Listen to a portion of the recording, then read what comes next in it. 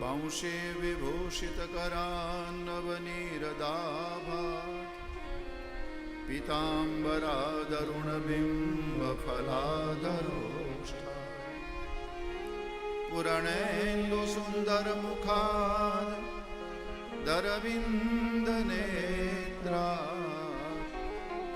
कृष्णात् परं किमपि तत्त्वं न जाने योऽन्तः प्रविश्य मम वाच मिमां प्रसुप्तां सञ्जीवयत्यखिलशक्तिधर स्वधाम अन्याश्च हस्तचरणं श्रवणत्वगादीन् प्राणान्नमो भगवते पुरुषाय तुभ्यं प्राणान्नमो भगवते पुरुषाय। गोविंद बोलो हरि गोपाल बोलो गोविंद बोलो हरि गोपाल बोलो गोविंद बोलो हरि गोपाल बोलो गोविंद बोलो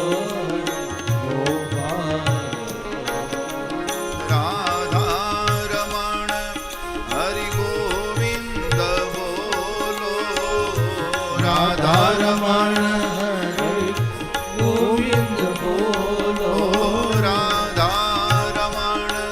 हरि गोविंद बोलो राधा रमण हरि गोविंद बोलो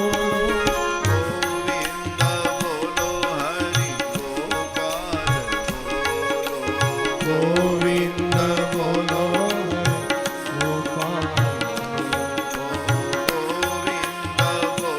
हरि गोपाल बोलो गोविंद बोलो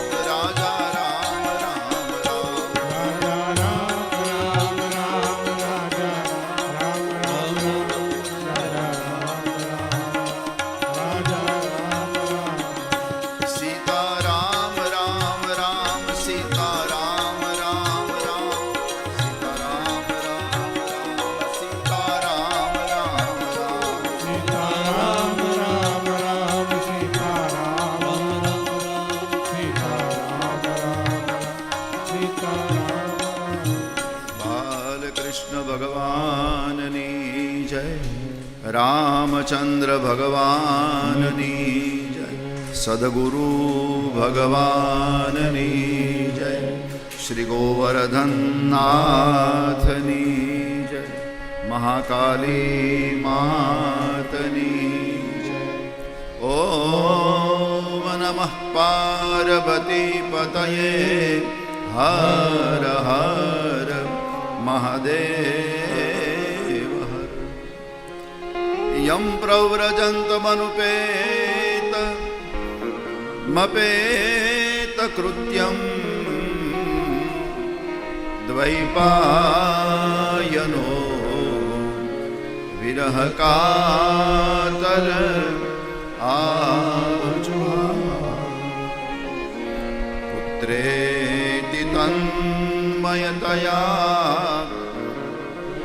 પ્રભોभिनेदु तं सर्वभूत हृदयं मुनिमानतोऽस्मि नमोऽस्तु ते व्यास विशालबुद्धे फुल्लारविन्दायतपत्रनेत्र येन त्वया भारततैलपूर्णा प्रज्वालितो ज्ञानमयप्रदीप प्रज्वालितो ज्ञानमयप्रदीप प्रज्वालितो ज्ञानमयप्रदीप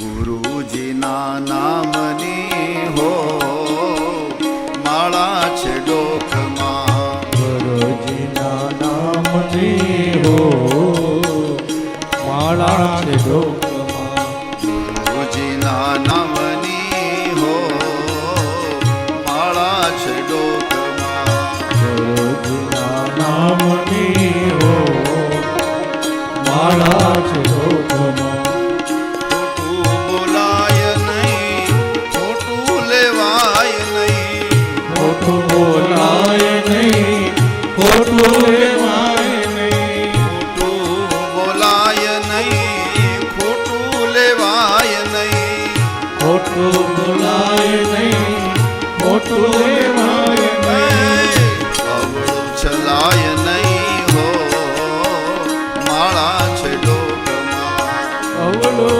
હલાય નહીં હો માળા છે ગુરુજીના નામની હો માળા છે ડોકમાં ગુરુજીના નામની હો માળા છે ડોકમાં પ્રભુજીના નામની હો માળા છે ડોકમાં ગુરુજીના નામની હો માળા છે કૃષ્ણ કનૈયા લાલ કી જય.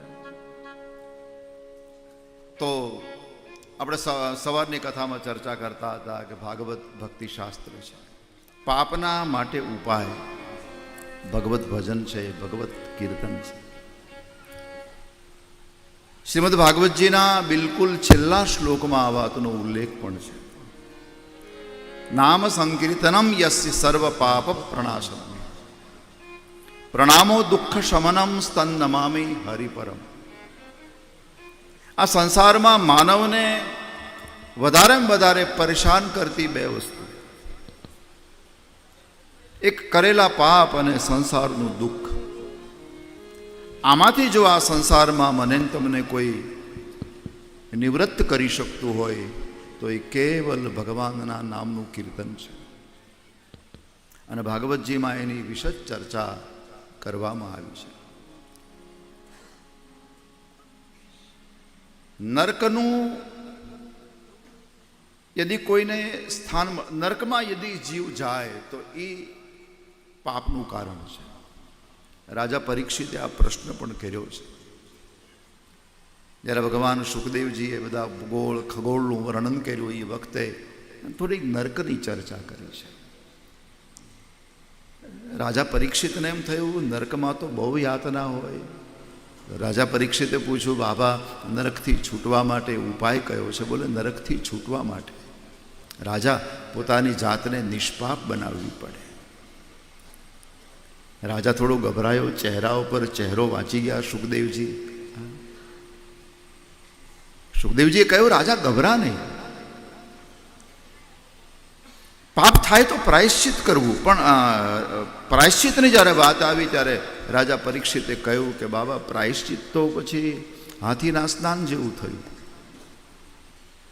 માણસ પાપ કરે પ્રાયશ્ચિત કરે, પાપ કરે પ્રાયશ્ચિત કરે.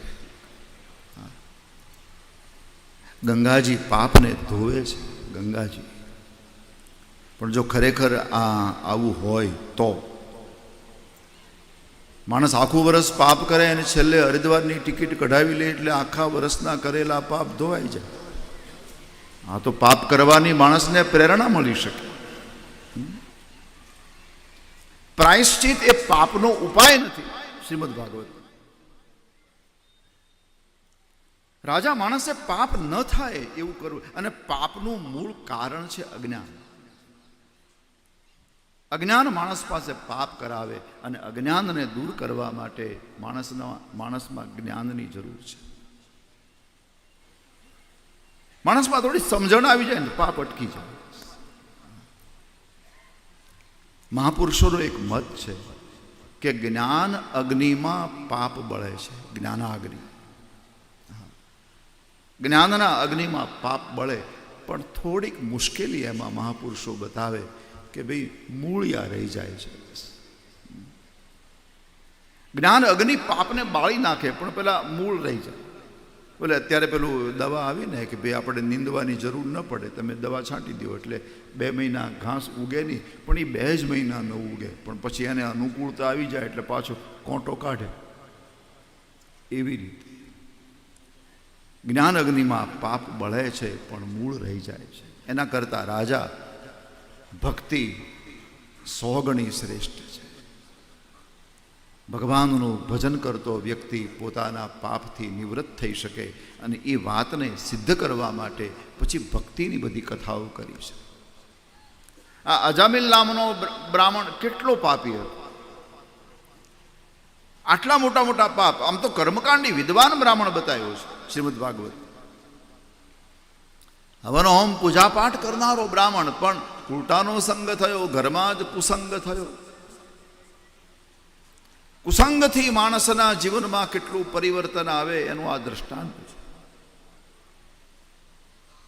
એક ખરાબ માણસ જો કોઈને મળી જાય તો એ માણસના જીવનને આખું ફેરવી નાખે છે. અને પરિણામે જાતનો બ્રાહ્મણ મોટો પાપી બની ગયો. એને ત્યાં સંતો આવ્યા. હવે સંતોને બિચારાને ખબર નહીં કે આ પાપી બ્રાહ્મણ છે. એની પાસે ભિક્ષા માગી. કીધું મહારાજ મારી પાસે ભિક્ષા ન માગો, આ તો તમે મારા ઘરે આવ્યા છો, બાકી રસ્તામાં મળ્યા હોત તો ખબર પડત, મારું કામ જ લૂંટવાનું છે. પણ પેલી કુલટા હતી ને એણે થોડું અન્ન આપ્યું. સાધુઓને એમ થયું કે જેના ઘરનું આપણે અન્ન લીધું કમસે કમ એનું કલ્યાણ થવું જોઈએ. અને એટલા માટે કીધું કે અજામિલ તારા પાસે બીજું કાંઈ અમને જોઈતું નથી, એક કામ કર, આ તારી સ્ત્રી ગર્ભવતી છે, આ સંતાન જે જન્મે ને એનું નામ નારાયણ રાખજે. એણે નામ નારાયણ રાખ્યું. અને પુત્રનો જન્મ થયો. અંતિમ છેલ્લું સંતાન હતું. હવે આખો દિવસ નારાયણ નારાયણ નારાયણ કરે, દીકરાને યાદ કરે અને ભગવાન નામ જમા કરે. એનો અંતકાળ આવ્યો અને એ વખતે દીકરો યાદ આવ્યો. નારાયણ નારાયણ નારાયણ. પરમાત્માના પાર્ષદો આવી ગયા. એક બાજુ યમના દૂતો આવ્યો. આ શરીર વચ્ચે પડ્યું છે અને બે બહસ કરે, બે ચર્ચા કરે છે. યમના દૂતોએ કહ્યું કે આ પાપી છે, એના ઉપર અમારો અધિકાર છે. પેલા ભગવાનના પાર્ષદોએ કહ્યું કે આ પાપી નથી, આ તમે સાંભળો તો ખરા, એ પ્રભુનું નામ લે છે. યમના દૂતોએ કહ્યું નામ લે છે, પણ એ તમારા ભગવાન નહીં, એનો દીકરો નારાયણ. ત્યારે કહ્યું કે દીકરો હોય કે જે હોય તે, પણ એ નામ નારાયણનું છે. યમના દૂતો માન્યા નહીં, છતાં પરમાત્માના પાર્ષદોએ કહ્યું તમે તમારા માલિકને પૂછી આવો, જાઓ, કે જે જગ્યાએ અંતકાળે જીવ ભગવાનનું સ્મરણ કરતો હોય એના ઉપર તમારો અધિકાર છે, પૂછી આવો. આ યમના દૂતો પૂછવા ગયા. યમરાજાએ કહ્યું તમને પ્રભુના પાર્ષદના દર્શન થયા? હા, તમે ધન્ય ભાગી છો. એ મારા દૂતો, એક વસ્તુ ખ્યાલ રાખજો, તમે જીવ લીધા વગર ક્યારેય પાછા નહીં આવો, પણ જે જગ્યાએ જીવ અંતમાં પરમાત્માનું સ્મરણ કરતો હોય ત્યાં તમે ક્યારેય નહીં જાઓ. એના પર આપણો અધિકાર જ નથી. આ ધર્મના મર્મને તમે શું જાણો? ધર્મના મર્મને અમે કેવલ 12 જણા જ જાણીએ છીએ.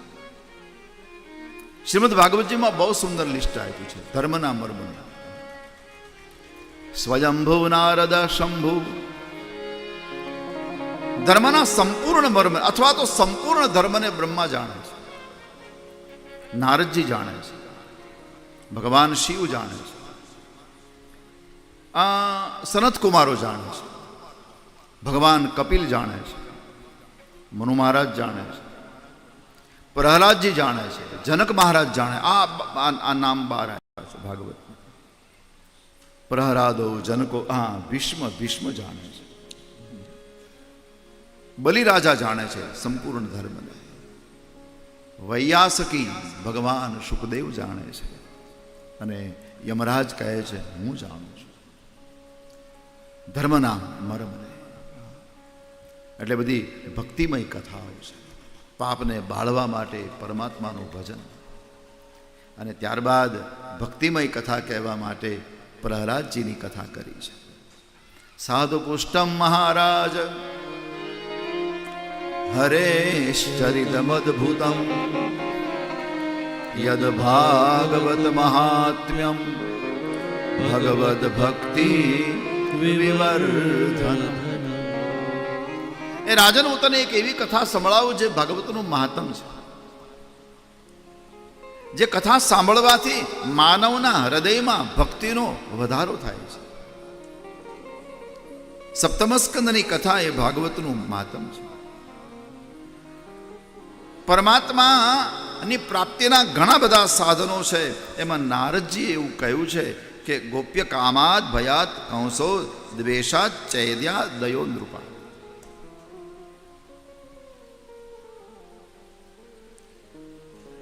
હિરણાક્ષયે જ્યારે ઉત્પાત મચાયો ત્યારે વરાહ ભગવાને હિરણાક્ષને માર્યો. બે ભાઈઓ હતા, હિરણ્યકશિપુ અને હિરણાક્ષ. આ એની ચર્ચા છે, ભક્તિનું કથાનક છે. પ્રહલાદને કેટલી બધી તકલીફ પડી, કેટલો બધો મારવાનો પ્રયાસ કર્યો, છતાં પ્રહલાદને કોઈ મારી ન શકે. એની પાસે સાધન કયું હતું? કેવલ હરિનામનું કીર્તન. પ્રહલાદમાં કંઈક સમજણ આવે, કંઈક બુદ્ધિ આવે, કારણ કે એ વિષ્ણુનો ભગત હતો અને આ હિરણ્યકશિપુ વિષ્ણુનો વૈરી હતો. શુક્રાચાર્ય મહારાજના બે દીકરાઓ એ ગુરુકુળ ચલાવતા હતા ત્યાં બાજુમાં. એકનું નામ હતું શંડ અને બીજાનું નામ હતું અમર્ક, શંડામર્ક.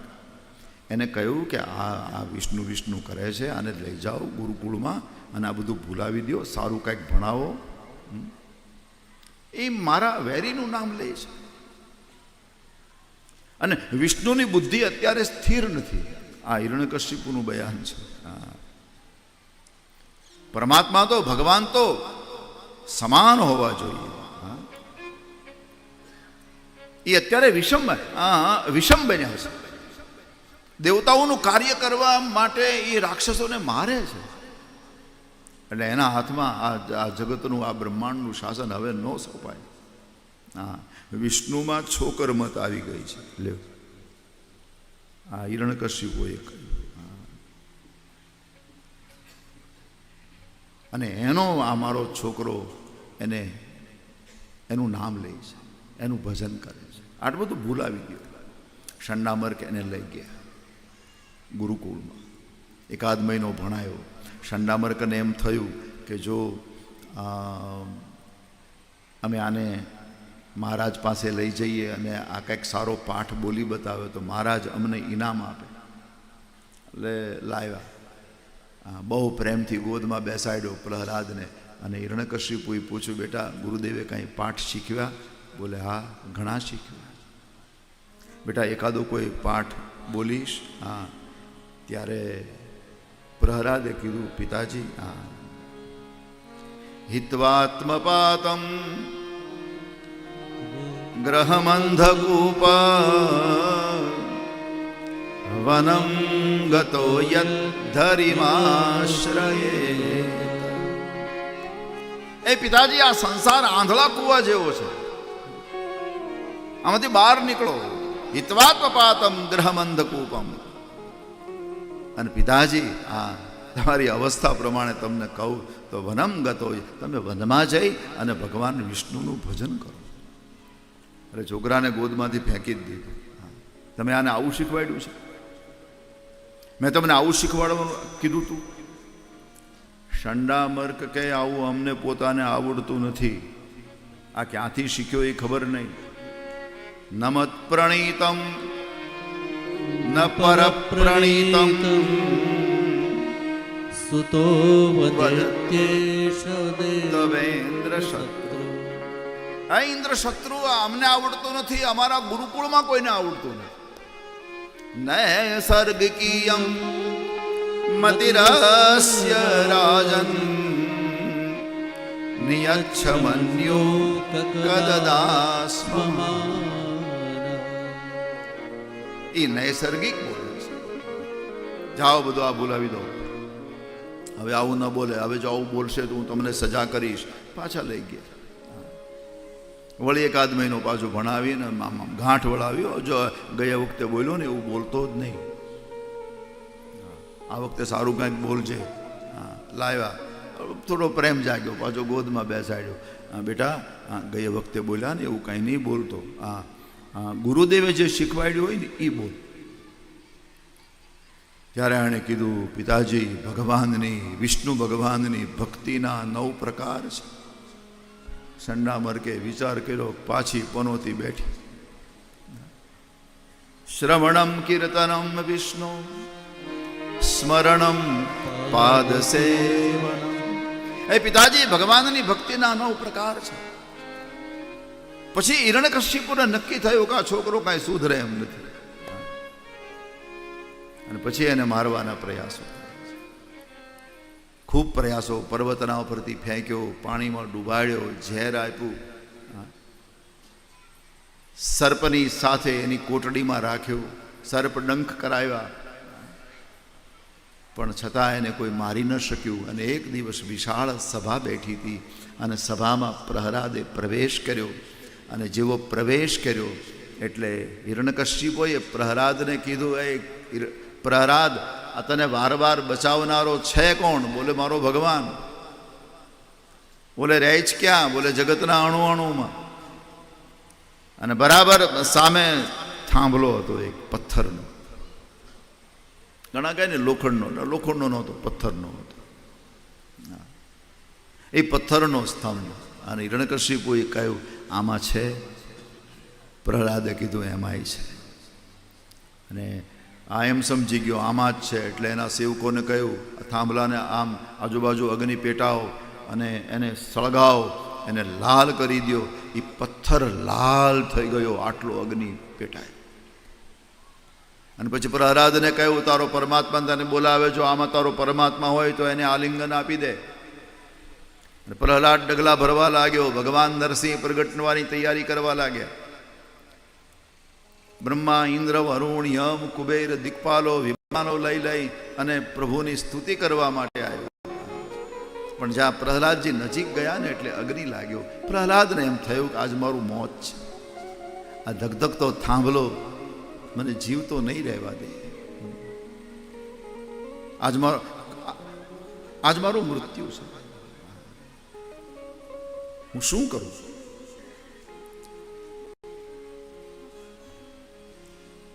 લાલ થાંભલો. પણ પરમાત્માએ દિવ્ય લીલા કરી. એ લાલ અગ્નિથી ઘેરાયેલો લાલ થાંભલો, અને એમાં નીચેથી ઉપર સુધી કીડીની લાઈન ચડે છે. સંતોએ બહુ સુંદર કથા કરી. પ્રહલાદને એમ થયું કે આટલા ધગધગતા થાંભલામાં જો કીડી ન બળે તો મારો ભગવાન મને ક્યારેય મરવા નથી. અને પરિણામે હાથ ફેલાવી અને થાંભલાને બાથમાં લીધો. પણ ત્યાં તો થાંભલો ફાટ્યો અને ભગવાન નરસિંહનું પ્રાગટ્ય. લેખ કાગળ લખ્યા તાત પ્રહલાદને, લેખ કાગળ લખ્યા તાત પ્રહલાદને, કાળને જીતવા કલમ ટાંકી. વર્ષના વર્ષ વિચાર કરીને લખ્યું, ટાંકવામાં નર્યું કાંઈ બાકી. દેવ સો બાળતા સૈવી રીંચી તણી, દેવનો દેવ એ જગત પાપે. રદ બન્યા કાગળો એક જેવી ગતિ, ફેસલો નાથ નરસંગ જાપે એનો ફેસલો નાથ જાપે એનો ફેસલો નાથ જાપે. પેલા હિરણ્યકશિપુને પકડી લીધો, સાથળના ઉપર ઉમરામાં એમના બેસી ગયા અને સાથળના ઉપર રાખ્યો અને પછી પ્રશ્ન કર્યા. બ્રહ્માજીની પાસે હિરણ્યકશિપુએ વરદાન બહુ માંગ્યા. દિવસે ન મરું, રાતે ન મરું, ઘરમાં નહીં, ઘરની બહાર નહીં, સુકાઈ ગયેલા તેને લીલાથી નહીં, એ પૃથ્વી ઉપર નહીં, સ્વર્ગમાં નહીં. અને છેલ્લે લખાયું હતું બ્રહ્માજીને કહ્યું તમારો બનાવેલો કોઈ જીવ કે કોઈ પદાર્થ મને મારી ન શકે. હવે આને મારવો કેમ? એમાંથી પરમાત્માએ માર્ગ કાઢ્યો. બ્રહ્મા છે ને, આમ ભાગવતના ઉલ્લેખ પ્રમાણે કહું, બ્રહ્મા વરદાન આપવામાં ઉતાવળા બહુ છે, બહુ ઉતાવળા. જેને તેને આપી દે, પછી બધું ઠીકઠાક બધું પ્રભુએ કરવું પડે. હવે આને આખું લિસ્ટ બનાવ્યું હતું, દિવસે ન મરું, રાતે ન મરું, ઘરમાં નહીં, આખું લિસ્ટ બનાવ્યું હતું. એમાં બ્રહ્માનો સિક્કો લ્યો અને એને સાથળના ઉપર રાખી એના ખીચામાં ચિઠ્ઠી હતી કાઢી અને બધું ખુલાસો કર્યો. દિવસ છે કે રાત? વૈશાખ સુદ 14ની સંધ્યા, આવો સમય. એટલે ન દિવસ ન રાત. ઘરમાં ચોક, ઘરની બહાર ઉમરામાં એ કલમ રદ થઈ. નખને બતાવ્યા આ શસ્ત્ર કે અસ્ત્ર, બેમાંથી એક કે નહીં. તું પૃથ્વી ઉપર ચોક, સ્વર્ગમાં સાથળ ઉપર. આ બધા પ્રશ્નો કર્યા અને છેલ્લે એને લખાયું તો બ્રહ્માનો બનાવેલો કોઈ પદાર્થ કે જીવ મને મારી ન શકે. ત્યારે ભગવાને કહ્યું કે હવે તું મને એક જવાબ આપ, બ્રહ્માએ મને બનાવ્યો કે મેં બ્રહ્માને બનાવ્યો? હિરણ્યકશિપુએ કીધું ભગવાન આ કલમની મને ખબર નહીં, નકર આ લખાવી લે, આમાંથી કોઈ નહીં. અને પરમાત્માએ એને ચીરી નાખ્યો. ભાગવતમાં તો એમ લખ્યું છે કે એનું કાળજું કાઢ્યું. એટલા બધા ગુસ્સે છે, એટલા બધા ક્રોધમાં છે. કાળજું કાઢી અને પેલો જે થાંભલો હતો ને ગરમ, એની સાથે પછાડ્યું, આમ ફેંક્યું છે કાળજું. પરમાત્મા ગુસ્સો એટલા માટે કરે છે કે મારા ભક્તના ઉપર આણે આટલો બધો ત્રાસ કર્યો છે. ભગવાન નરસિંહ ભગવાન બહુ ક્રોધમાં છે. અહીંયા નરસિંહ ભગવાનનો ક્રોધ શાંત કરવા માટે દેવતાઓએ પ્રયાસ કર્યો છે. બ્રહ્માદી તમામ દેવતાઓ આવ્યા કે ભગવાનને પ્રાર્થના કરે, દૂર ઊભા.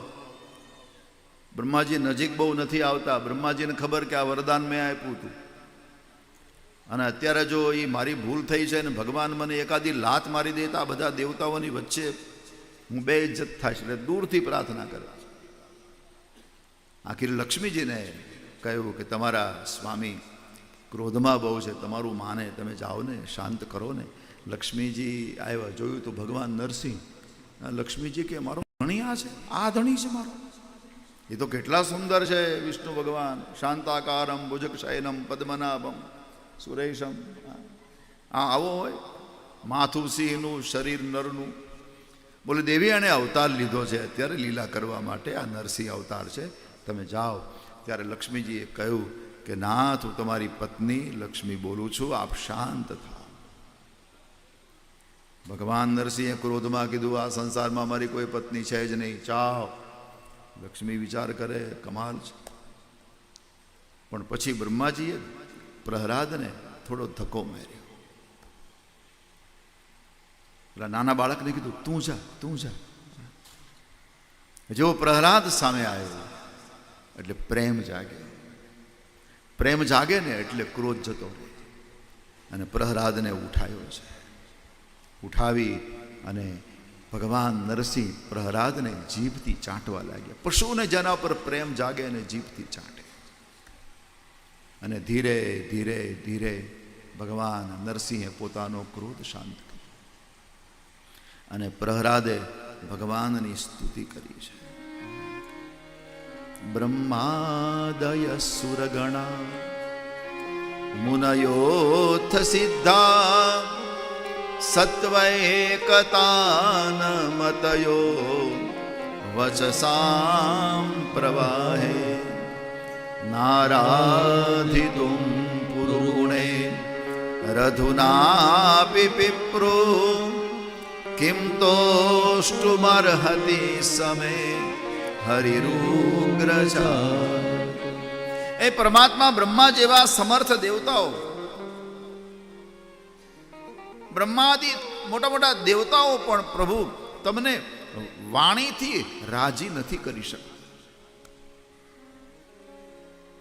તો હું તો કેમ તોષ્ટ, તમને કેવી રીતે સંતુષ્ટ કરું, તમને કેવી રીતે તમે રાજી કરું? કારણ કે હું તો ઉગ્ર જાતિમાં જન્મેલો બાળક છું. ભગવાન નારાયણે સ્તુતિનો સ્વીકાર કર્યો. સ્તુતિનો સ્વીકાર કર્યો ને, હા, પરમાત્મા બહુ પ્રસન્ન થયા અને વરદાન માંગવાનું કહ્યું છે. પ્રહલાદને કીધું, બેટા વરદાન માંગ, શું આપું? હા, એ વખતે થોડો પ્રહલાદ સ્વસ્થ બનીને પરમાત્માને કહ્યું કે ભગવાન, મને વરદાન આપવું છે. હા, મારે એક નહીં, બે માંગવા છે. ભગવાને કીધું, બે માગી લે. પહેલું વરદાન તો એ આપો, તમે જે મારા પિતાને મારી નાખ્યો છે ને એની દુર્ગતિ ન થાય. આ પહેલું વરદાન. એ પરમાત્મા, એ ભલે એને પાપ કર્યું હોય પણ એનો કર્મનો જ્યારે હિસાબ કરો ત્યારે પ્રભુ એક વિચાર કરજો કે એ તમારા ભક્ત પ્રહલાદનો પિતા હતો, આ પુત્ર ધર્મ નિભાયો છે. પણ ભગવાને જવાબ બહુ સારો આપ્યો. ભગવાને કહ્યું, બેટા તારા પિતાની મુક્તિ માંગવાની તને જરૂર નથી. કેમ? જેના વંશમાં ભગવાનની ભક્તિ કરનારા દીકરા જન્મે એની 21 પેઢી એની મેળે વૈકુંઠમાં જતી રહે છે. ભાગવતમાં નરસિંહ ભગવાન બહુ સુંદર બોલ્યા છે, ત્રિસપ્તભી પિતા પૂતઃ. ત્રિસપ્તભી, 7 ને 3 ગણા કરો અથવા તો 3 ને 7 ગણા કરો. ત્રિસપ્તભી પિતા પૂત પિતૃભિ સહતે નઘ યત સાધોસ્ય ગ્રહે જાતો ભવાન વૈ કુલપાવન. જે પરિવારમાં સાધુ દીકરો જન્મે, ભગવાનનું ભજન કરનારો દીકરો જન્મે, એની 21 પેઢી એની મેળે વૈકુંઠમાં જાય છે. બીજું માગ, આ માગવાની જરૂર નથી. ત્યારે પ્રહલાદે એક બીજું વરદાન માગ્યું, પ્રભુ હવે મારા પિતાને માર્યો, ઠીક છે, હું આ તમારું ભજન કરું છું એટલે સહન કરી લઈશ, પણ હવે પછી તમે મારા પરિવારમાં પુત્રો સમર્થ બને કે અસમર્થ બને, કોઈને મારશો નહીં, એ મને વચન આપો. અને ભગવાન નરસિંહે વચન આપ્યું કે બેટા તારા પરિવારમાં, તારા વંશમાં પુત્રો ગમે એટલા સમર્થ જે કોઈ હશે, કોઈને હું મારીશ. અને આ વાત કૃષ્ણાવતારમાં પ્રભુએ યાદ કરી. હિરણ્યકશ્યપુને ત્યાં પ્રહલાદને ત્યાં દીકરો વિરોચન થયો છે.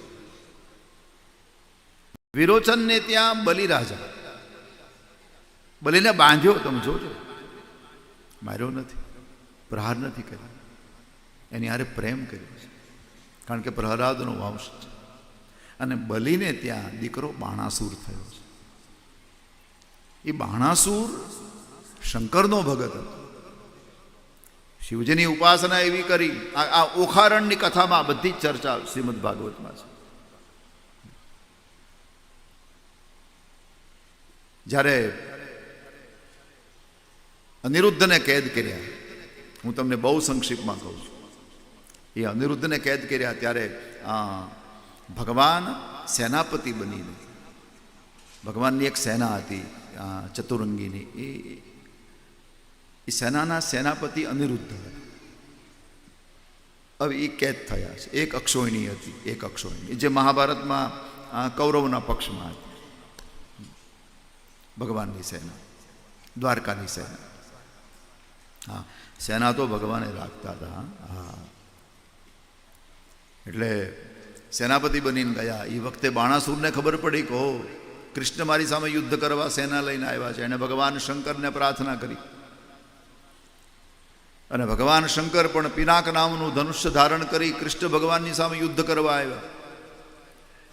અહીંયા સુખદેવજીએ એવું કહ્યું છે કે હું આ કથા એટલા માટે કરું છું તત્ર યુદ્ધમ અભૂત ઘોરમ હરિશંકર યોર મહત. ભગવાન શિવ અને કૃષ્ણ સામસામા યુદ્ધ કરે એ જોવાનો મને આનંદ આવે એટલા માટે આ કથા કરું છું. કેટલાય બાણો ભગવાન શંકરને માર્યા, કેટલાય બાણો ભગવાન શંકરે કૃષ્ણ ભગવાનને માર્યા, પણ છેલ્લે શિવજીએ કૃષ્ણ ભગવાનને કહ્યું કે પ્રભુ હું આપને એક વિનંતી કરું, આ બાણાસુર છે ને મારો ભગત છે, તમે એને મારશો નહીં. ત્યારે ભગવાન બહુ ગંભીર બન્યા છે યુદ્ધ મેદાનમાં, અને કૃષ્ણએ શિવજીને કહ્યું કે મહાદેવજી અમે મારે આને મારવાનો છે જ નહીં. કેમ? કૃષ્ણ કહે મારા પ્રહલાદનો વંશ છે. પ્રહલાદાય વરો દત્તો, પ્રહલાદાય વરો દત્તો વજ્જો મે તવાન ભય. મેં નરસિંહ અવતારમાં મારા પ્રહલાદને વરદાન આપ્યું છે કે તારા વંશમાં હું કોઈને મારીશ નહીં, આ મારા પ્રહલાદનો વંશ. તો આ ભક્તિની બધી કથાઓ છે. ત્યારબાદ બધા ધર્મોની ચર્ચા સપ્તમમાં આવી, અને સ્વયંભૂ, સ્વારોચિત, ઉત્તમ, તામસ આ ચાર મનુઓની કથા કર્યા પછી ગજેન્દ્ર મુક્તિની કથા કરી. એ પણ ભક્તિની કથા છે. એક ગજરાજ પરમાત્માની પ્રાર્થના કરે જ્યારે ફસાઈ ગયો ત્યારે મગરમચ્છે એનો પગ પકડ્યો અને પરિણામે એ જળમાં ડૂબવા લાગ્યો. એનો પરિવાર એને છોડીને જ્યારે જતો રહ્યો ત્યારે ગજરાજને એમ થયું કે આ સંસારમાં હવે મને કોણ બચાવે, મારો ભગવાન જ બચાવે. અને પરિણામે હાથીએ પ્રાર્થના કરી છે. ભગવાન વેદવ્યાસની દ્રષ્ટિ બહુ સુંદર છે. એણે પશુ પાસે સંસ્કૃતના શ્લોકો બોલાયો છે. હાથી સંસ્કૃતના શ્લોકોમાં સ્તુતિ કરે છે. નાગણીઓ પાસે શ્લોક બોલાયો છે, નાગણીઓ પાસે. એટલે નમો ભગવતે તસ્મૈ યત એતશ્ચિદાત્મક પુરુષાય બીજાય પરેશાય દિવ્ય મંત્રો વડે સ્તુતિ કરી ભગવાન પ્રગટ થયા છે. હાથીની પાસે ભગવાન પ્રગટ્યા છે. આપણે ત્યાં 24 અવતાર છે ને, એક જરા ખાનગી વાત કરી દઉં તમને. બાપુ બેઠા છે એટલે કહું છું. બહુ મોટા મહાપુરુષ બેઠા હોય ને ત્યારે અમુક વાતો કરવાથી એ વાતોના ઉપર સિક્કો લાગી જાય, એટલે અમારું પાકું થાય એટલા માટે. આ 24 અવતાર છે ને, ભાગવતમાં 24 અવતાર મળતા નથી. અવતાર 24 છે, પણ ભાગવતમાં આમ ગોતીને કરીએ ને તો 22 મળે છે. આ વિદ્વાનોનો વિષય છે. પણ અમુક ભાગવતના ઉપાસકોએ ગજરાજની સામે જે પરમાત્માનું પ્રાગટ્ય થયું એને અવતાર કીધું છે. કોઈ હયગ્રીવને અવતાર તરીકે લે, કોઈ હંસા અવતાર, ભગવાન હંસ બનીને આવ્યા. સનતકુમારોએ જ્યારે બ્રહ્માજીને પ્રશ્ન કર્યો, એ પ્રશ્નનો જવાબ બ્રહ્માજી આપી ન શક્યા. ચિત્તને અને ગુણને કઈ રીતે વિભાજિત કરી શકાય, અલગ કઈ રીતે કરી શકાય, આવો કઠિન પ્રશ્ન બ્રહ્માજી જવાબ ન આપી શક્યા. એટલે ભગવાન હંસ બનીને આવ્યા, એને પણ અવતાર કહ્યો છે. એટલે અહીંયા પરમાત્મા પ્રગટ થયા. જેવા પરમાત્મા પ્રગટ થયા એટલે હાથી પરમાત્માનું દર્શન કરે છે. બાજુમાં એક કમળનું ફૂલ ઉગ્યું હતું, એ ઉખાડી પ્રભુને અર્પણ કર્યું. આમ તો ડૂબેલો હાથી છે, કમળ ઉખેડવાની શક્તિ એમાં હતી નહીં. જો કમળ ઉખેડવાની શક્તિ હોય તો એ બારો નીકળી જાય અને પોતાના પર્વત ઉપર જતો રહે, પણ એવું ન થયું. પણ અહીંયા થોડો એક બીજા અર્થમાં કે ભાઈ આ શરીર છે ને એમાં આંખને કમળ કહ્યું છે અને હૃદયને કમળ કહ્યું છે. રાજીવ નયન, ભગવાન માટે તમે જો રામ માટે શબ્દ વપરાયા રાજીવ નયન. રાજીવ એટલે કમળ, હૃદય કમળ. મહિમ્ન સ્તોત્રમાં એક રૂપક છે. એકવાર વિષ્ણુ ભગવાને એવું નક્કી કર્યું કે મારે શંકરના ચરણમાં 1000 કમળના પુષ્પ ચડાવવા. 1000, પછી આમ ગણીને 1000 ચડાવે, આવો સંકલ્પ. અને એક દિવસ ભગવાને થોડી પરીક્ષા કરી, એક ફૂલ ઓછું કરી નાખ્યું, ગણ્યા તો એક ઘટ્યું, ગણ્યા તો એક ઘટ્યું. હવે સંકલ્પ 1000નો છે, પૂજા કરતા ઉઠાય નહીં, ઉઠે તો નિયમ તૂટે, અને ચડાવે નહીં તોય નિયમ તૂટે.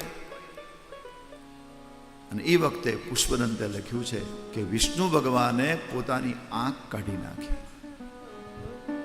અને ભગવાન શંકરના ઉપર મૂકી દીધી. અને આ જ્યારે દ્રશ્ય જોયું ત્યારે પુષ્પદંતે શ્લોક લખ્યો, હરિસ્તે સહસ્ત્રમ કમલ બલિમાદાય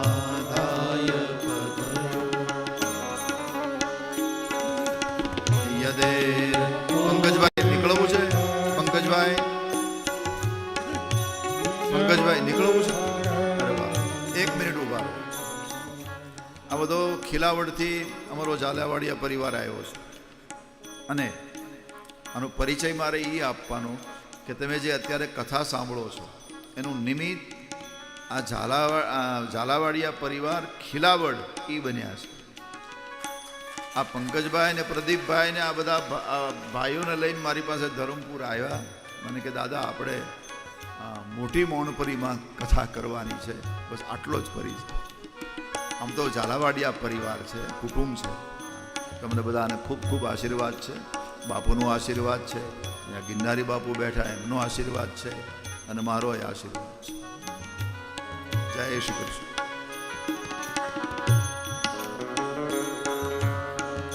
બાપુને, ગિરનારી બાપુને આપણે રજા આપીએ.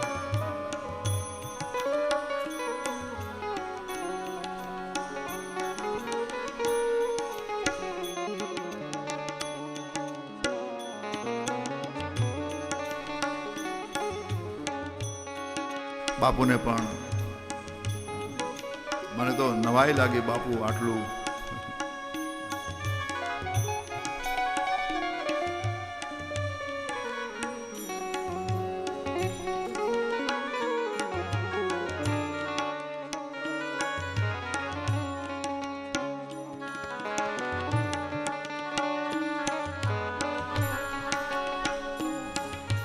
આપણે બધા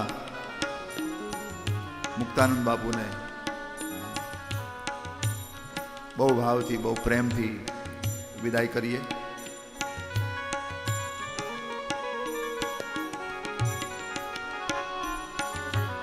હરિસ્તે સહસ્ત્રમ કમલ બલિમાદાય પદયો યદેર કોને તસ્મિન નિજમુદહરન નેત્ર કમલમ ગતો ભક્ત્યુગ્રે પરિણતિમસો ચક્રવપુષ ત્રયાણામ રક્ષાય ત્રિપુરહર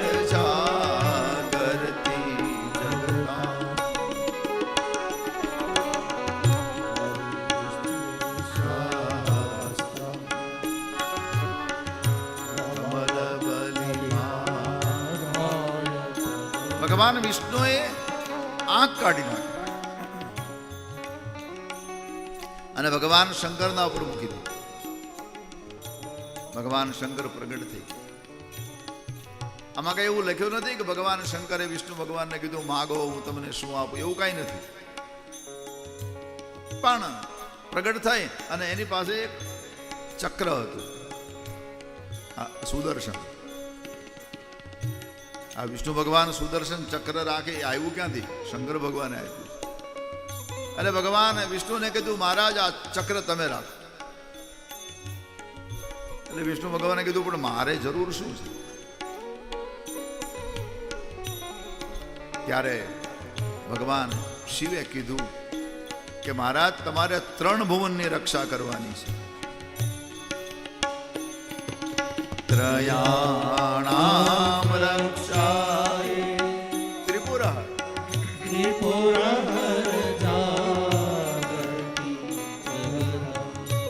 આંખને કમળ બનાવી. જો આંખને કમળ બનાવી શકાતું હોય તો અહીંયા હૃદયને કમળ બનાવી. પરમાત્માએ ચક્રને આજ્ઞા કરી, ચક્ર ગયું પેલા મગરમચ્છના ગળે ધસાયું, મગરમચ્છના મસ્તકને જુદું કર્યું, હાથીને છોડાયો છે. આ ભક્તિની કથા કરીને ત્યારબાદ સમુદ્ર મંથનની કથા કરે છે. એકવાર ઇન્દ્ર મહારાજને પૃથ્વીના પર પરિક્રમા કરવાની ઈચ્છા થઈને પરિણામે ઇન્દ્ર મહારાજ ઐરાવતના પર બેસીને પરિક્રમા કરે છે. દુર્વાસા સામા મળ્યા અને બીજું દુર્વાસાએ જોયું કે સ્વર્ગનો રાજા ઇન્દ્ર, સન્માન કરવાની ઈચ્છા થઈ પણ કાંઈ ત્યાં સાધન હતું નહીં. પોતાના ગળામાં ફૂલની માળા હતી દુર્વાસાની, એ ઇન્દ્ર મહારાજને પહેરાવી. જેવી ઇન્દ્ર મહારાજને પહેરાવી એટલે ઇન્દ્ર મહારાજ સત્તાન અને સંપત્તિના મદમાં મદાંધ બન્યો હતો. એને પોતે માળા કાઢી નાખી અને હાથીના માથાના ઉપર ફેંકી, હાથીના સ્વભાવ પ્રમાણે હાથીએ સૂંઢમાં લઈ નીચે નાખી. દુર્વાસાને ક્રોધ આવ્યો. ક્રોધના આવેશમાં ઇન્દ્રને શાપ આપી દીધો, તારી પાસે સત્તા અને સંપત્તિ નહીં રહે. આ શાપ મળ્યો, બધા રાક્ષસોને ખબર પડી એટલે સ્વર્ગના ઉપર ચડાઈ કરી અને તમામ દેવતાઓને મારીને કાઢી મૂક્યા અને સ્વર્ગનું રાજ્ય પોતે લઈ લીધું. ગભરાયેલા દેવતાઓ પિતામહ બ્રહ્માની પાસે ગયા. બ્રહ્માજીને કહ્યું કે આવું થયું. બ્રહ્માએ ઇન્દ્રને કીધું કે તે દુર્વાસાનું અપમાન કર્યું શું કામ? એની હડફેટે અમે ચડતા જ નથી કોઈ, અને તું ન્યા ક્યાં ચડી ગયો? બોલે મારી ભૂલ થઈ ગઈ. બોલે હવે તો આપણે ભગવાનની પાસે જઈએ. અને પરિણામે પ્રભુ પાસે ગયા છે. ભગવાને કહ્યું કે બ્રહ્માજી તમામ દેવતાઓને કહો સમુદ્રનું મંથન કરે. અંદર અમૃત છે, હું અમૃત લઈને પ્રગટ થઈશ અને દેવતાઓને અમૃત પાઈશ. બ્રહ્માજીએ તમામ દેવતાઓને આદેશ કર્યો, રાક્ષસોની સાથે સંધિ કરી વિશાળ સમંદરને મથવા માટે મંદરાચળ પર્વતને રવૈયો બનાવ્યો, વાસુકી નામના સર્પને દોરડું બનાવ્યું અને આખો સમુદ્ર મથ્યો છે. હમણાં અમૃત નીકળશે એવી અપેક્ષાથી પુરુષાર્થ કરતા દેવતાઓને શુકનમાં હાથમાં વિષ આવ્યું છે, ઝેર આવ્યું છે. આપણે ત્યાં સંસારને સાગર કહેવો છે, સંસાર સાગર જેવો છે અને બધા જ મથે છે આ સંસારને, અને બધાને આ સંસારમાંથી સુખ જોઈએ છે. પણ માણસ જ્યાં જ્યાં હાથ નાખે ત્યાંથી હાથમાં દુઃખ જ આવે છે. સુખાય કર્માણિ કરોતે લોકો, સમસ્ત લોક અથવા તો પૃથ્વી ઉપરના તમામ જીવો સુખ માટે કર્મ કરે છે, છતાં માણસને મળતું નથી. સવારથી લઈને સાંજ સુધી માણસ સુખ માટે મથે છે. સોમવારથી લઈને રવિવાર સુધી સુખને ગોતે, 1 તારીખથી લઈને 31 તારીખ સુધી સુખને ગોતે.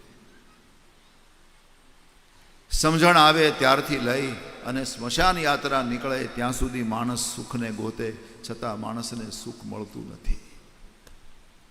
દુઃખ જ હાથમાં આવે છે. એ વખતે ઝેર નીકળ્યું દરિયામાંથી તો ભગવાન શંકર પી ગયા. અત્યારે આ સંસારમાંથી દુઃખરૂપી ઝેર નીકળે તો અત્યારે આપણે શંકરની આશા ન રખાય. અત્યારે તો આપણે જ પીવું પડે. અને અત્યારે જે ઝેર પીવે ને એને શંકર કહેવાય નહીં. હા, માકડ મારવાની દવા પીને લાંબો થઈને સૂઈ જાય એને એવું થોડું કહેવાય કે નીલકંઠ સૂતા છે.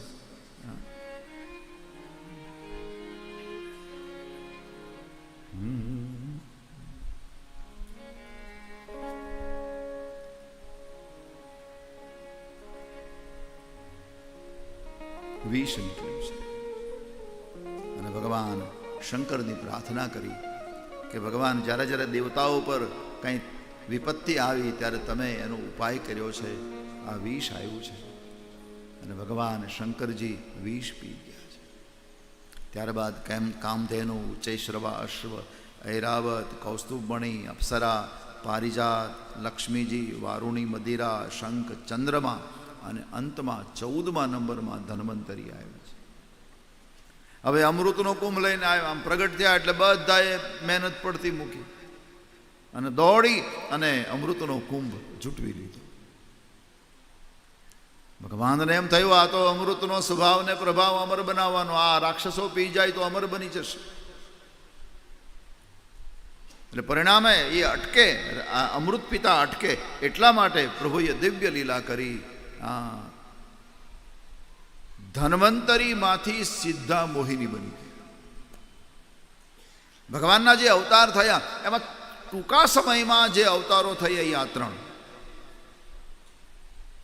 આ પર્વતને જ્યારે અંદર નાખ્યો ત્યારે પર્વત ડૂબવા લાગ્યો ત્યારે ભગવાને કુર્મા અવતાર કાચબો બન્યો. એ પ્રભુનો અવતાર છે. પછી ધન્વંતરી વૈદ બનીને પ્રગટ થયા, એ બીજો અવતાર. આ તાત્કાલિક જે અવતારો. અને અહીંયા ભગવાન મોહિની બની ગયા. એટલું સુંદર રૂપ ધારણ કરી અને સામે ઉભા રહ્યા. પેલો અમૃતનો કુંભ હતો એ એમના હાથમાં રહી ગયો અને રૂપનું પાન કરવામાં લીન બની ગયા. અને આમ આખી ટોળી હતી ને રાક્ષસોની, એ તો અંદરથી આમ વાતો કરવા માંડ્યા, જરા પૂછો તો ખરા કુંવારા છે પરણેલા. ભગવાને વિચાર કર્યો કે આ બરાબર દાવમાં આવ્યા છે. એટલે ભગવાને તો મૃદુ અવાજ કીધું હું તો કુંવારી છું. હા, ત્યાં તો અડધા તો કૂદકા મારવા માંડ્યા. હા, પણ ભગવાને જ્યારે એમ કીધું મોહિની રૂપમાં કે હું તમારા સાથે જ લગ્ન કરવાની છું, ત્યારે અડધા તો બેભાન થઈ ગયા. પણ એક કામ કરો, તમારા હાથમાં જે અમૃતનો કુંભ છે ને એ મને આપી દો, હું તમને મારા હાથે પાડું. આ બધાએ નક્કી કર્યું કે આટલી સુંદર સ્ત્રીના હાથે આપણને અમૃત પીવા મળે એ તો આપણું સૌભાગ્ય કહેવાય. આ રાક્ષસી પ્રથા હજી પણ સમાજમાં ક્યાંક ક્યાંક ચાલે છે. સ્ત્રીઓ પીરસે અને પછી સમાજ જમે, એ આ રાક્ષસી પ્રથા છે. એ પ્રથા હજી સમાજમાં ક્યાંક ક્યાંક. એટલે ભગવાન મોહિની બની અને મોહ પમાઈ ગયા. એટલા બધા આકર્ષિત કરી લીધા, એટલા બધા આકર્ષિત કરી લીધા બધાને. અને અમૃત ભગવાને કીધું આ ઉપર છે ને પાણી જેવું અમૃત છે, હું આ બધા દેવતાઓને પાઈ દઉં. ઉપર નીચે જે રગડો છે એ હું તમને પાઉં. આ લોકો માની ગયા. અમૃતમાં પાણી અને રગડો હોય. કોઈ તમને એમ કે આ ઉપર છાશ છે એક પાતળી છે અને નીચે જાડી છે તો આપણે માની લઈએ. પણ કોઈ તમને એમ કે આ દૂધ છે ને ઉપર પાતળું છે નીચે જાડું છે તો એ મનાય ખરું? હા, આપણે બુદ્ધિનું દિવાળું કાઢ્યું હોય તો માનીએ. એમાં બધા બુદ્ધિના દિવાળા કાઢીને બેઠા છે. અમૃતમાં આવું હોય જ નહીં, પણ ભગવાને મોહિત કરી લીધા છે. અને એટલા માટે એ માની ગયા. ભગવાને દેવતાઓને ઈશારો કર્યો, લાઈનમાં બેઠા છે. ભગવાન મોઢું આ બાજુ રાખે, અમૃત આ બાજુ પીરસે. એમાં રાહુ નામનો દૈત સૂર્ય ચંદ્રની વચ્ચે બેસી ગયો અને એક લાઈનમાં જેટલા બેઠા હોય ને એને સમાન પીરસણ આપવું જોઈએ. એમાં ભેદ કરી એને પાપ કહ્યું છે. ઋષિ હેમાદ્રી હેમાદ્રી એને પાપ કહ્યું છે. પંક્તિ ભેદ. એક લાઈનમાં 50 જણા બેઠા છે ને એમાં તમે 40ને કંઈક સારું સારું આપો ને બાકીને બધાને એ પાપ છે. એટલે ભગવાને વિચાર કર્યો કે આ પંક્તિ ભેદ તો મારાથી થાય નહીં, આ વચ્ચે બેસી ગયો છે. એટલે ભગવાને એને અમૃત આપ્યું. આપીને આમ તરત જ ચક્રને આજ્ઞા કરી અને એના ગળે ધસાયું. એનું મસ્તક જુદું થયું પણ અમૃત ઉતરી ગયું હતું. એટલા માટે શરીર ને માથું બે જીવતા ગયા. અને એકમાંથી બે વિના રાહુ અને કેતુ. રાહુ એટલે ધડ, કેતુ એટલે મસ્તક. અને પછી તો ઘડાનો કર્યો ઘા. એ વખતે દેવતાઓને ખબર પડી કે આ તો દગો થઈ ગયો. ભગવાને કીધું હવે ઝઘડો, મારું કામ પૂરું થઈ ગયું. અને ત્યાં યુદ્ધ થયું ને યુદ્ધમાં અમૃતના પ્રભાવથી દેવતાઓ વિજય પામ્યા.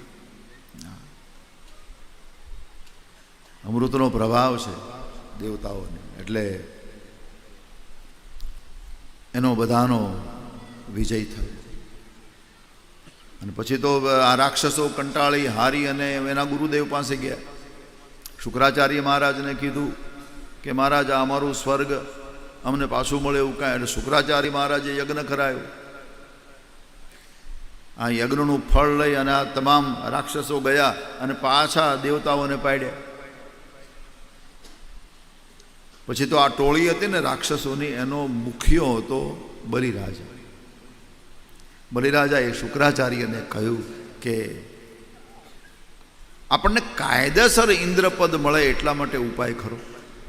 હા, રાજા પૃથ્વીના પર જેનું પુણ્ય વધે એને ઇન્દ્રપદ મળે. બોલે આપણે પુણ્ય કરો ને. શુક્રાચાર્યએ કહ્યું કે આ સંસારમાં હજી સુધી કોઈએ 100 અશ્વમેધ યજ્ઞો એક સાથે કર્યા નથી. તું આ કરી લે બસ. અને આણે તો કીધું ગુરુદેવ તમે જે કહો એ. અને યજ્ઞો શરૂ થયા. આનંદની વાત એ છે કે આ યજ્ઞો બધા આપણા ગુજરાતમાં થયા છે. ભાગવતમાં લખ્યું છે ભૃગુ કચ્છ ક્ષેત્ર, નર્મદાજીનો કિનારો. એને આપણે હાલનું ભરૂચની આજુબાજુ આ યજ્ઞો થયા છે. આ આપણા નર્મદાજી છે ને, અદ્ભુત સરિતા છે. ગંગાજી પાન કરવાથી કલ્યાણ કરે, એને પીવું જોઈએ. ગંગાજી પાનથી કલ્યાણ કરે, જમના સ્નાનથી. નહીં, જમના સ્નાન, ગંગાજી પાન. પણ આપણા નર્મદાજી તો ઋષિઓ કે કેવલ દર્શનથી કલ્યાણ કરે. જમનાજીનું પાન કરવું જોઈએ, ગંગામાં સ્નાન કરવું જોઈએ, અને નર્મદાજીનું દર્શન. એ કિનારે યજ્ઞો થયા. દેવતાઓની મા અદિતિ ગભરાયા કે આ યજ્ઞો જો પૂરા થઈ જાય તો મારા દેવતાઓને ક્યારેય સ્વર્ગ નહીં મળે. ભગવાન કશ્યપને પ્રાર્થના કરીને કહ્યું કે સ્વામી મને કંઈક ઉપાય બતાવો. કશ્યપજીએ કહ્યું દેવી તમે પયોવ્રત કરો, તમારે ત્યાં પ્રભુ અવતાર લેશે. અને અદિતિએ પયોવ્રત કર્યું. એ પયોવ્રતના પ્રભાવથી ભગવાન વામનનું પ્રાગટ્ય થયું છે. બોલો વામન ભગવાન. અને વામન ભગવાન જ્યારે ભિક્ષા માટે ગયા ત્યારે માએ કીધું બલિના યજ્ઞ મંડપમાં જાઓ. અને બલિના યજ્ઞ મંડપમાં આવ્યા તો બલિરાજા તો એટલો બધો એની પત્ની સાથે દોડીને આવ્યો છે, રાજી થઈ. શરણની પૂજા કરી, સિંહાસનના ઉપર બિરાજિત કર્યા અને વિનય કર્યો કે મહારાજ તમે કેમ પધાર્યો? તારી પાસે કંઈક માગવા આવ્યો છું. બોલે મહારાજ આ તમારા જેવા પવિત્ર બ્રાહ્મણ કોઈની પાસે માગે એ મારી બુદ્ધિમાં નહીં ઉતરે. છતાંય માગો, તમને શું આપું? વામન ભગવાને કીધું કે મારી પોતાની માલિકીની પૂજાપાઠ કરી શકું એટલી જમીન છે નહીં. એટલે બલી તું દાન દેવામાં બહુ હોશિયાર છો, તે મોટા મોટા દાન કર્યા છે, આ સાંભળીને આવ્યો છું. મારા પગથી માપીને 3 ડગલા આપી. મારા પગથી માપી. બલી કીધું મહારાજ આ તમારી બુદ્ધિ બહુ નાની છે. તમારી ઉંમરે નાની છે. બલી જેવો રાજા તમને માગવાનું કહીને તમે 3 ડગલા માગો છો. મહારાજ તમને માગતા નહીં આવડે, હું તમને આપું, 300 ગામ આપું છું. ભગવાન વામને કીધું, બલી જો હું છે ને સંતોષી બ્રાહ્મણ છું, 300 ગામ મારે નથી જોઈતા, મને તો મારા પગથી માપીને 3 ડગલા. ભગવાને મનમાં વિચાર કર્યો કે મારા 3 ડગલા કરતાં વધારે તારી પાસે કંઈ છે નહીં, પણ વારવાર મારા પગથી માપીને એવું બોલે. એટલે શુક્રાચાર્ય મહારાજ યજ્ઞના આચાર્ય હતા, એને શંકા પડી કે આ બાળક વારંવાર બોલે મારા પગથી માપે. એટલે દોડીને આવ્યો. ભગવાને છે ને પિતાંબર આમ રાખ્યું હતું. એટલે શુક્રાચાર્ય મહારાજે શું કીધું, સીધું પિતાંબર હટાવ્યું. આપણે ત્યાં અવતારનો ઝાલાવાડિયા સાહેબ નિયમ છે, ભગવાન જ્યારે જ્યારે અવતાર લે ત્યારે એની છાતીમાં ભૃગુ મહારાજનું ચરણ હોય છે, એને ભૃગુ લાંછન કહેવામાં આવે. આ પરશુરામ અને ભગવાન રામ એનો જે ઝઘડો થયો, પેલું ધનુષ તૂટ્યું, ત્યારે સમાધાન ક્યાંથી થયું છે? એ જ્યારે રામજીના છાતીમાં એ પગલું જોઈ ગયા ભૃગુ, ત્યારે એને કેવો આ તો અવતાર છે. એમ આમ પિતાંબર હટાવ્યું અને વામન ભગવાન અહીંયા છાતીમાં ભૃગુ લાંછન જોયું. એટલે તરત કહ્યું, એ બલી આને તું વચન નહીં આપતો, એ જે માગે એ આપવાનું. કેમ? બોલે આ વિષ્ણુ છે. બલીની આંખમાં આંસુ આવી ગયા, વિષ્ણુ છે. ત્યારે બલીએ ગુરુદેવને કહ્યું, શુક્રાચાર્યને, કે વિષ્ણુ છે અને મારા દરવાજે જો ભિક્ષા માગે તો મારો પ્રાણ આપી દો. ગુરુ આજ્ઞાનો વિરોધ થયો અને ભગવાનને આ જ કરવું હતું. જ્યાં સુધી શુક્રાચાર્ય મહારાજ જેવા વિદ્વાનનો આશીર્વાદ છે, આપણી ઋષિ પરંપરામાં વધારેમાં વધારે વિદ્વાન હોય તો શુક્રાચાર્ય છે, જેનું પાછળથી ભગવાન કૃષ્ણના પરિવાર સાથે કનેક્શન છે.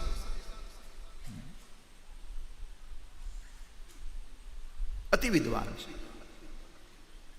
એનો પરિચય આપતા એમ લખ્યું છે, સર્વશાસ્ત્ર પ્રવક્તારમ.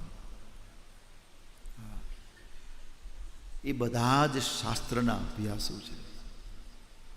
હજી પણ બ્રહ્માંડમાં, આકાશમાં વધારેમાં વધારે ચમકતો કોઈ તારો હોય તો શુક્રનો છે. જે તારા જ્ઞાન જેને હોય એને ખબર હોય, બહુ ચમકે છે, વિદ્વાન છે. પણ અહીંયા આપવાની ના પાડી, થોડીક ચૂક છે. એને ખબર છે આ ભગવાન છે. હા, તો પછી એની ફરજ શું હતી? એની ફરજ એ હતી કે બલી તું આને સમર્પિત થઈ જા, આ ભગવાન છે. સંતોનું કામ શું છે? સંતોનું કામ જ એ છે, પરમાત્માના ચરણમાં પ્રેમ કરાવે, એ સંતોનું કામ છે. મારા સુધી આવો, આગળ જવાની જરૂર નથી. આ વ્યક્તિ પૂજાથી સમાજ ક્યારેક ભટકી જાય છે. સાધનાના કેન્દ્રમાં સદૈવ ઈશ્વર હોવા જોઈએ. આપણા બ્રહ્માનંદજીએ બહુ સુંદર લખ્યું. સંપ્રદાયની માં કહેવાય મુક્તાનંદને. બ્રહ્માનંદજી એટલે ચારણ શરીર. પ્રભુ પદ પ્રગટ કરાવે પ્રીતિ, પ્રભુ પદ પ્રગટ કરાવે પ્રીતિ, હરમ મિટાવે હારી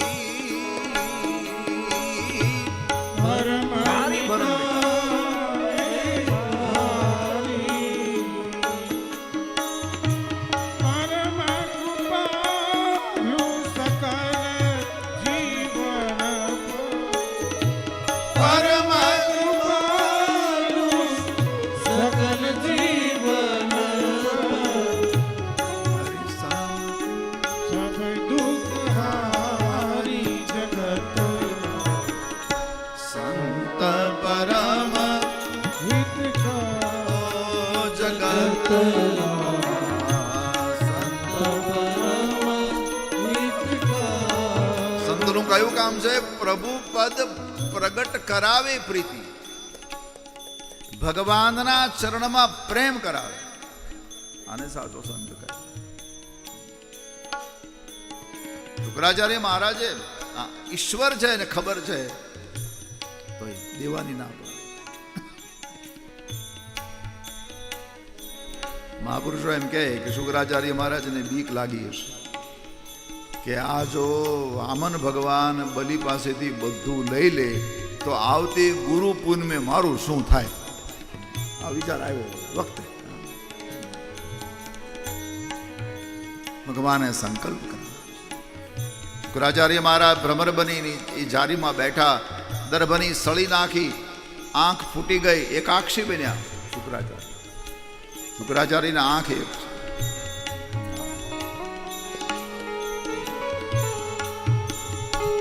અને પછી બહાર આવ્યા છે. બલીને કહ્યું, બલી મને બતાવ ક્યાંથી માપું. અને પરિણામે મહારાજ અહીંથી માપી લ્યો. અને યથા નદીનામ બહવંબ વેગા સમુદ્ર મેવા વિમુખાદ અતલ વિતલ તલાતલ, બ્રહ્માંડો પરમાત્માના શરીર, એક જ ચરણમાં આખી પૃથ્વી. એક તસુ ક્યાંય બાકી, આખો ચરણ ફરી વળ્યો. અને બીજું ચરણ એ ઉપરનું રાજ્ય લેવા માટે જ્યારે ઊંચો ગયો ત્યારે ભાગવતમાં લખ્યું છે કે ભગવાનના ડાબા પગના અંગૂઠાનો નખ એ બ્રહ્માંડ સાથે ટકરાયો અને ત્યાં તિરાડ પડી. બરાબર ત્યાં ગંગાજી વહેતા હતા. એ ગંગાજી પહેલા ભગવાનના ચરણના ઉપર આવ્યા, પરમાત્માના ચરણને ધોયા. એટલા માટે ગંગાજીનું પહેલું નામ ભગવત પદી છે. અને બલીને કહ્યું, હવે ત્રીજો ચરણ ક્યાં મૂકું? તારો સંકલ્પ 3નો છે. હજી તો મારા 2 જ પગલા થયા છે. બલીએ વિચાર્યું, ઓ મારું કલ્યાણ થઈ ગયું. એને કીધું, ભગવાન આ થોડીક પૃથ્વી બાકી છે હજી. ભગવાને વિચાર્યું કે કમાલનો માણસ, ક્યાં છે પૃથ્વી? બતાવ. પ્રભુને કહ્યું, ભગવાન આ તમને શરીર આપ્યું છે ને એમાં 5મો હિસ્સો પૃથ્વીનો છે. શરીર જે 5 વસ્તુનું બન્યું છે એમાં 20% પૃથ્વી છે. હવે એક કામ કરો ને, એ લઈ લે. અને ચરણને મસ્તકના પર પધરાયો, સૂતલમાં નાખ્યો છે. પરમાત્માએ ચરણ ઊંચો કર્યો ત્યારે બલી જીભથી ચરણને ચાંટતો હતો. ભગવાને બલી બોલે, પ્રભુ મારા તો રૂવાડા કઠિન છે, તમારા ચરણ તો એના કરતાંય કોમળ છે. ભગવાને સૂતલનું રાજ્ય એને આપ્યું, ભૂતલનું લઈ લીધું.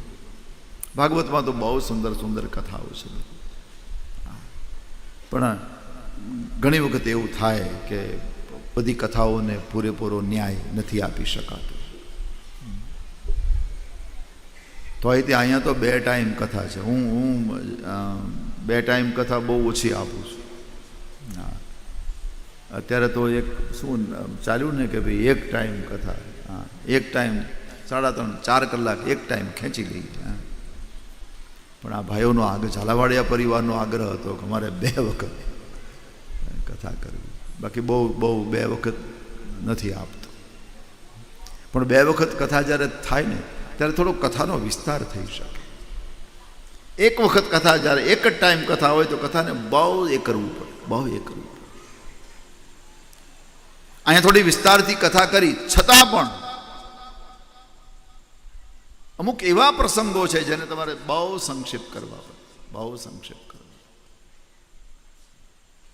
અહીંયા સૂતલનું રાજ્ય આપ્યું ને બલિરાજાને. બલિરાજા બન્યો સૂતલનો. પછી બલિને માગવાનું કીધું. બલિએ કીધું, મને વરદાન આપવું છે. હા, તો આ સૂતલમાં હું પહેલી વાર આવ્યો છું. સૂતલના માણસો લોકો કહેવાય મને ખબર નથી. જો તમારે મને સૂતલનો રાજા બનાવવો હોય તો મારા સૂતલના દરવાજે ચોકીદાર તમે બનો. અને ભગવાને વિચાર કર્યો, હાથે કરીને ફસાણો. આને મારે કહેવાની જરૂર શું હતી? હવે આ વાત જ્યારે થઈને ભગવાન હાથમાં લાકડી લઈને ચોકીદાર બન્યા, ત્યારે સત્યલોકમાં રહેલા પ્રહલાદજી, આ ભાગવતમાં પ્રસંગ છે,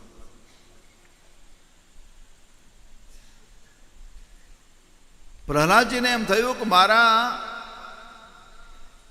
દીકરાએ ભગવાનને બાંધ્યા છે, ચોકીદાર બનાવ્યા છે. એટલે સત્યલોકમાંથી પ્રહલાદજી સૂતલમાં રહેવા આવ્યા છે પ્રભુ સાથે.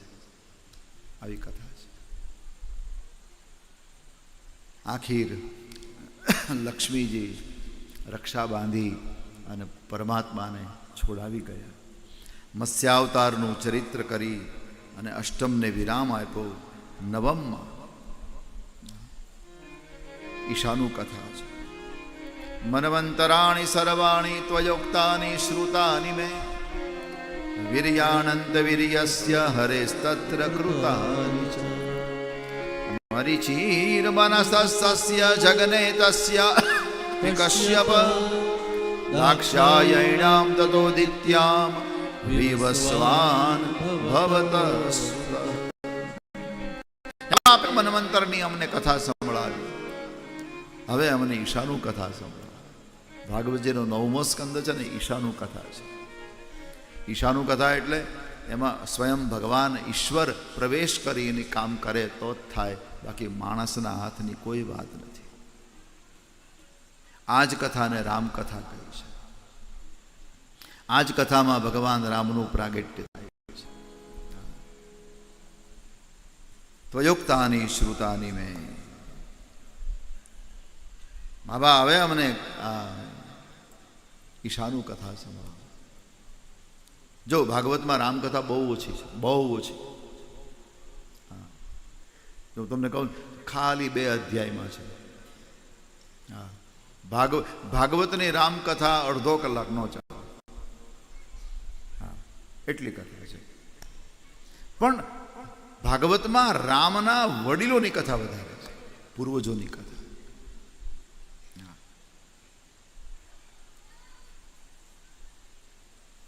ભગવાન વેદવ્યાસનો બહુ સુંદર પ્રયાસ છે, પહેલો પ્રયાસ. ત્યાર પછી કવિ કાલિદાસ આદિએ રઘુવંશ લખીને બહુ આ વંશને બહુ નવાજ્યો છે. પણ આ વંશનો એક એક રાજવી ઐતિહાસિક છે. જો તમને આ વંશનો અભ્યાસ અનુભવ હોય તો, સૂર્ય ભગવાનથી આ વંશ શરૂ થયો છે. સૂર્ય ભગવાનના પુત્ર ઇક્ષ્વાકુ, ઇક્ષ્વાકુથી લઈ અને ભગવાન રામજીના પુત્ર કુશ સુધીના રાજાઓ લ્યો. જોકે ભાગવતમાં તો રામજીની 36 પેઢીની કથા છે. રામ પછીના રામના પૂર્વજો અને વંશજો બેયને જો આપણે મિલાવીને કથા કરીએ તો 92 પેઢીની કથા થાય છે. ભાગવતમાં રામજીની 92 પેઢી મળે છે. 92 પેઢી.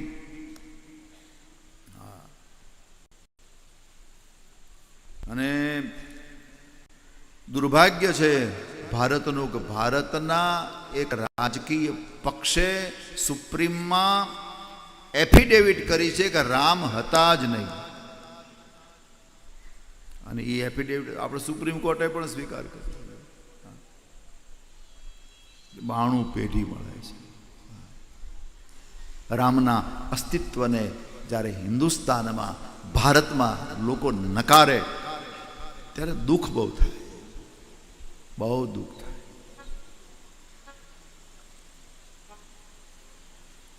ભગવાન રામના આપણે વધારે નહીં, કુશ સુધીના રાજાઓ એક એક રાજવી ઐતિહાસિક છે. સત્ય માટે, ધર્મ માટે, સેવા માટે કંઈકનું કંઈક કરે છે. જો આ વંશનો અભ્યાસ હોત. અને એ વંશમાં ખટવાંગ થયા છે. ખટવાંગાદ દીર્ઘબાહુશ્ચ રઘુતસ્માદ પૃથુશ્રવા અજસ્તતો મહારાજ તસ્માદ દશરથો ભવત. ખટવાંગને ત્યાં દીર્ઘબાહુ મહારાજને ત્યાં રઘુ રઘુને ત્યાં પૃથુશ્રવા, પૃથુશ્રવાને ત્યાં અજરાજ, અજરાજને ત્યાં દશરથ છે. કૌશલ્યા, સુમિત્રા, કૈકેયી 3 નારીઓ છે. પણ મહારાજનું જીવન નિસંતાન છે. એક દિવસ મહારાજને વિચાર આવ્યો કે આ દિવ્ય સંપત્તિને વાપરનારું કોઈ નથી. પોતાના ગુરુદેવની પાસે ગયા અને કહ્યું કે બાબા, આ અમારી પરંપરાને નિભાવનારું, ટકાવનારું કોઈ નથી. બોલે મહારાજ એવું ન કહો, તમારે ત્યાં 4 દીકરાઓનો જન્મ થશે, એ પણ સામાન્ય નહીં, જગ પ્રખ્યાત અને ભક્તોના ભય હરનારા. પણ એના માટે તમારે યજ્ઞ કરવો પડશે. બોલે યજ્ઞ કરવાથી જો દીકરો સંતાનો થતા હોય તો મહારાજ એકને બદલે આપણે 2-3 કરી નાખીએ. આમે આપણે દર વર્ષે યજ્ઞ તો કરીએ છીએ. બોલે રાજન, આ યજ્ઞ હું નહીં કરાવી શકું. કોણ કરાવે? બોલે આ યજ્ઞ એ જ કરાવી શકે જેણે જન્મથી અત્યાર સુધી સંસારીના ઘરનું પાણી ન પીધું. બોલે પણ આવો મારે ક્યાં ગોતવા જાઓ? બોલે ચિંતા ન કરો, જંગલમાં શૃંગી ઋષિ રહે છે. શૃંગીને બોલાવ્યા છે, યજ્ઞ સંપાદન કર્યો. ભગવાન અગ્નિનારાયણ પ્રગટ થયા, પ્રસાદ આપ્યો અને પ્રસાદ દશરથજીએ તમામ રાણીઓને વહેંચ્યો. એ પ્રસાદ ઉદરમાં ગયો અને પરમાત્માનો આવિર્ભાવ થયો. ધીરે ધીરે ધીરે સમય જવા લાગ્યો અને ચૈત્ર મહિનો આવ્યો. 9મી તિથિ મધુમાસ પુનીતા. 9મી તિથિ મધુમાસ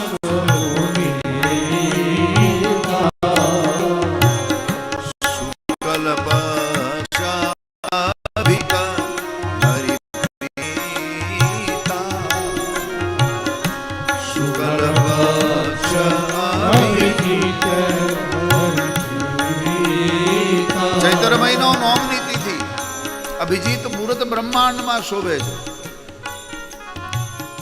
સમય જવા લાગ્યો અને બ્રહ્મા, ઇન્દ્ર, વરુણ, યમ, કુબેર, દિક્પાલો વિમાનો લઈ લઈ અને કૌશલ્યાના ગર્ભની સ્તુતિ કરવા પોતપોતાના તરફથી પૂર્ણ કરી દેવતાઓ ગયા. સુર સમૂહ વિનતી કરી પહોંચે નિજ નિજ ધામ. જગનિવાસ પ્રભુ પ્રગટે અખિલ લોક વિશ્રામ. કૌશલ્યાના શયન કક્ષમાં એક પ્રકાશનો પુંજ પેદા થયો અને વિરાટ પરમાત્માની મૂર્તિ પ્રગટી. ભગવતી કૌશલ્યાએ પ્રાર્થના કરી. એને ભગવાનને કહ્યું, પ્રભુ હું જ્યારે શત્રુપા હતી ત્યારે આપે મને કહ્યું તું પુત્ર બનીને આવીશ.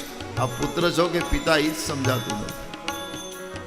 એ ભગવાન આ સંસારમાં સીધે સીધો દીકરો કોઈનો 6.5 ફૂટનો ન જન્મે.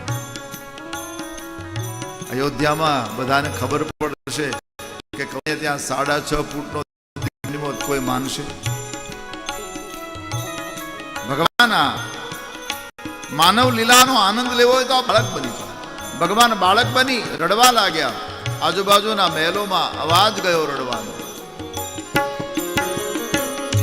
સુનિશિશુરુદાના પરમ પ્રિય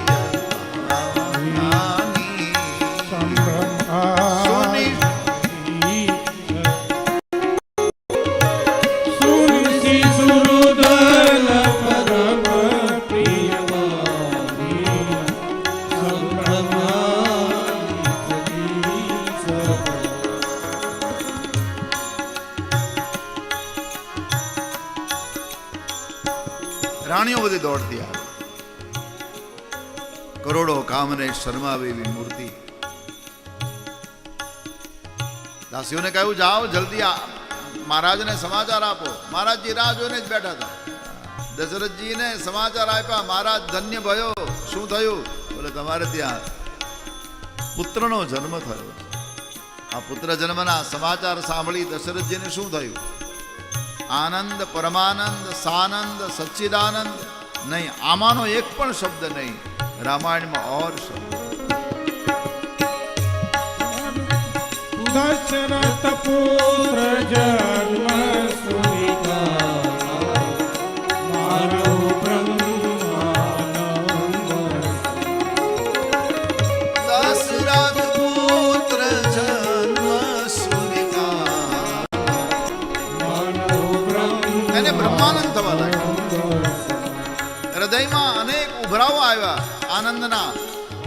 તમામના સંકલ્પો ઉઠવા લાગ્યા. કહ્યું જાઓ વાજાવાળાને બોલાવો, આપણે ઉત્સવ મનાવીએ. બધા થઈ નાચવા લાગ્યા, વાજા વાગવા લાગ્યા. પરમાનંદ પુરી મન રાજા કહા બોલાઈ બજાવો પરમાનંદપુરી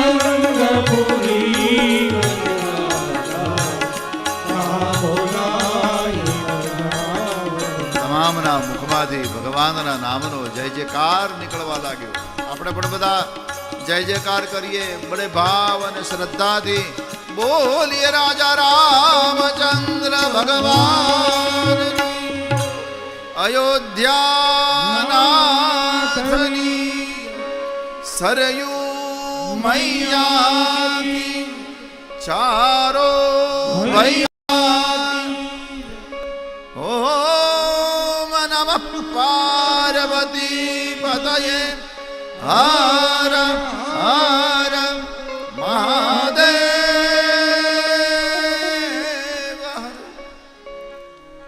આપણે ભગવાન રામની અને સંધ્યા બે આરતી સાથે કરીએ. અને જતીનભાઈને કહું કે એક વિશેષ બીજી સૂચના મારે આપ સૌને આપવાની. આજે થોડું કથામાં આવવામાં લેટ હતું, કારણ કે થોડી વ્યવસ્થા કરવાની હતી, એટલા માટે મેં લેટ કર્યું છે. નંદ ઉત્સવ આજે કરવાની વાત હતી, પણ એ શક્ય નથી બન્યું. એટલે આપણે નંદ ઉત્સવ આવતીકાલે 11 વાગે કરશું.